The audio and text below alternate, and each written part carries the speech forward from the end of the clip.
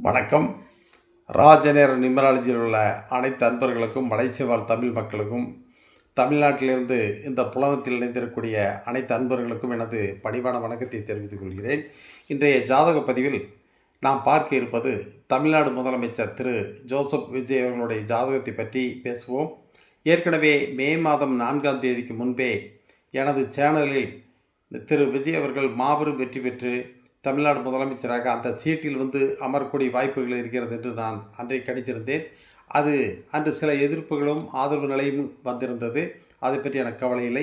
அதே மாதிரி பார்த்தீங்கன்னு சொல்லிச்சுன்னா, இன்றைய வருவாய்த்துறை அமைச்சர் திரு கே.ஏ. செங்கோட்டையன் அவருடைய ஜாதகத்தை பற்றி நான் கணித்திருந்தேன். 2 வீடியோ நான் வெளியிட்டிருந்தேன். 2லுமே திரு அமைச்சர் செங்கோட்டையன் அவர்களும் வெற்றி பெறுவார் என்றும், மீண்டும் அவருக்கு மாபெரும் செல்வாக்கு மற்றும் அரசியலில் ஒரு பெரிய திருப்புமுனை ஏற்பட போகிறது என்பதை நான் வெளியிட்டிருந்தேன். அது இரண்டும் வெற்றிகரமாக நடந்து முடித்தது.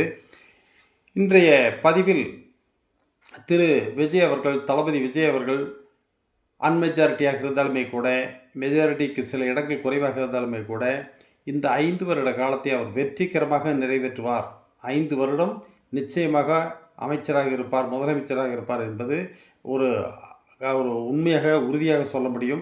ஏனென்று சொன்னால், அவருடைய ஜாதக ரீதியாக அவர் வெற்றி பெறக்கூடிய காலத்தில், அமைச்சராக பதவியேற்கக்கூடிய காலகட்டத்தில் குரு ராசியில் அமர்ந்திருக்கிறது. அவருக்கு பூச நட்சத்திரம், கடகராசி, சரராசியில் பிறந்தவர். அவர் தளபதி, அதாவது அவருடைய ஒரு பட்டப்பெயரை வைத்து நான் சொல்லவில்லை. எப்பொழுதுமே மேச லக்கணம், கடக லக்கணம், துலாம் லக்கணம், மகர லக்கணத்தில் ஒருத்தர் பிறந்தால் அவர்கள் நிச்சயமாக தளபதி தான். பிரச்சனைகளை எதிர்கொள்ளக்கூடியவர், பிரச்சனைகளை விரும்பி அவர் ஏற்றுக்கொள்வார்கள். உடலில் விழுப்புண் ஏற்படக்கூடியவர்கள், எதை பற்றி கவலைப்பட மாட்டார்கள். தான் எடுத்த லட்சியத்தில் வெற்றி பெறக்கூடிய ஒரு வாய்ப்புகளை தனக்குத்தானே உருவாக்கி கொள்வார்கள். அதற்காக எந்த விலையும் கொடுக்க அவர்கள் தயங்க மாட்டார்கள். ஏன்னா இன்றைக்கி பார்த்தீங்கன்னு சொல்லிச்சுன்னா 300 கோடி ரூபா ஒரு ஒரு படத்துக்கு வாங்கக்கூடிய ஒரு கதாநாயகன், இந்தியாவின் மிகப்பெரிய சூப்பர் ஸ்டார் இருக்கக்கூடியவர். யாருமே கொஞ்சம் சலனப்படுவார்கள். இந்த துறையை விட்டு நான் போவதா, ஏதாவது எதிர்காலம் பாதிச்சிருமான்னு அவர் அதை பற்றி கவலையப்படலை.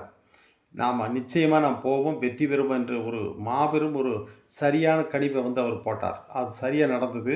இது எல்லோருக்கும் சாத்தியமானா எல்லாருக்கும் நிச்சயமாக முடியாது. கடைசி நேரத்தில் பயந்துருவாங்க. நான் போன ஏதாவது பிரச்சனை ஆயிருமா, சினிமா உலகத்தில் ஒரு கால், அரசியலில் ஒரு கால் வச்சா ஏதாவது பிரச்சனை ஆயிருமான்னு யோசிப்பாங்க. நான் அவர் அதை பற்றி கவலைப்படலை. காரணம் என்னென்னா, அவருடைய லக்ன ராசி அப்படிப்பட்ட ராசி. யாருடைய விமர்சனத்தை பற்றி அவர் கவலைப்பட மாட்டார். விமர்சனத்தை பற்றி அவர் கவலைப்பட்டிருந்தால் அவர் இன்றைக்கி வெற்றி பெற முடியாது. ஆகவே இந்த 5 வருட காலம் அவர் மாபெரும் வெற்றி பெறுவார்.